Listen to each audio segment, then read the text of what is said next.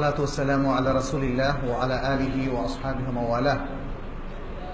জিনের আসর ফুটে ওঠার কিছু আলামত তো আছে, সেটা বুঝবেন কাছে ধারে যারা থাকেন।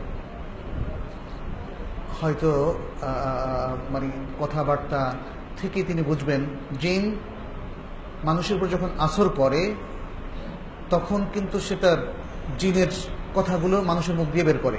এটা একটা বড় লক্ষণ, এটা একটা বড় লক্ষণ।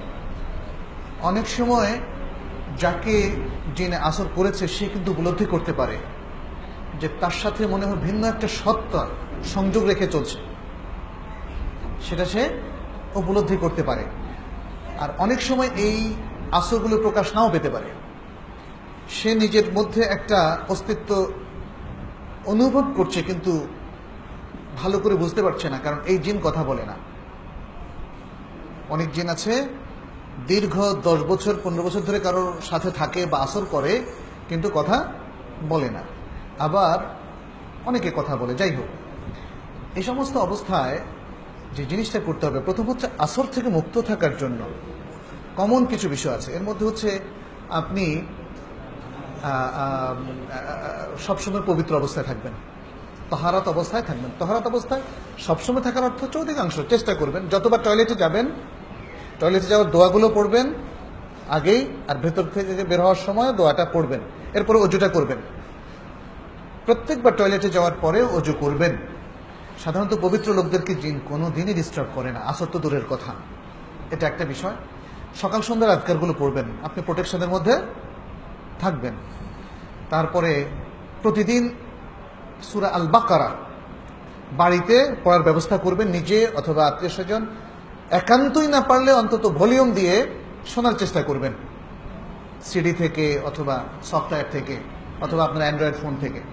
এভাবে যদি করেন তাহলে এই সমস্ত জায়গায় জিনের কোনো অ্যাক্সেস নাই। এখন অ্যাক্সেস হয়ে যাওয়ার পরে জিনের চিকিৎসাটা কি?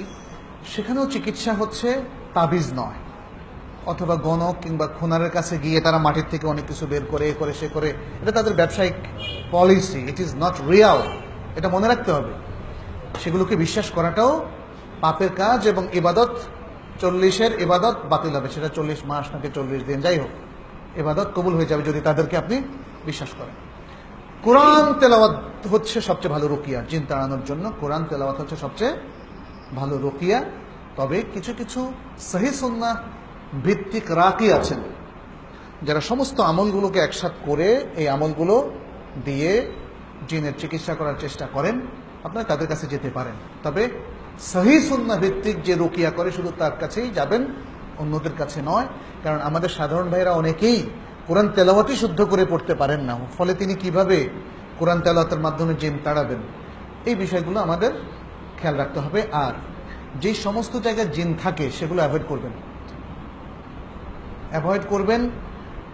জিন, আমার একটা লেকচার আছে, সেটাতে আমি বলেছি আর কি, যে সেগুলো নিজের থেকে বলিনি, দলিল আদিল্লা থেকে এবং বই থেকে সংকলন থেকে নিয়েছি আমি, যে জিনরা কোথায় কোথায় থাকে। তো এর মধ্যে টয়লেট কিন্তু একটা বিষয়। এই জন্য টয়লেটকে পরিষ্কার পরিচ্ছন্ন রাখবেন, টয়লেটে যাওয়ার আগে এবং বের হওয়ার পরে দোয়াগুলো সবসময় পড়তে অভ্যস্ত হবেন। টয়লেটের উপরে যে অনেক জিনের উৎপাত, এবং বিশেষ করে মরু এলাকায়, এর বহু গল্প আমরা মদিনায় শুনেছি, বহু বাস্তব গল্প একদম।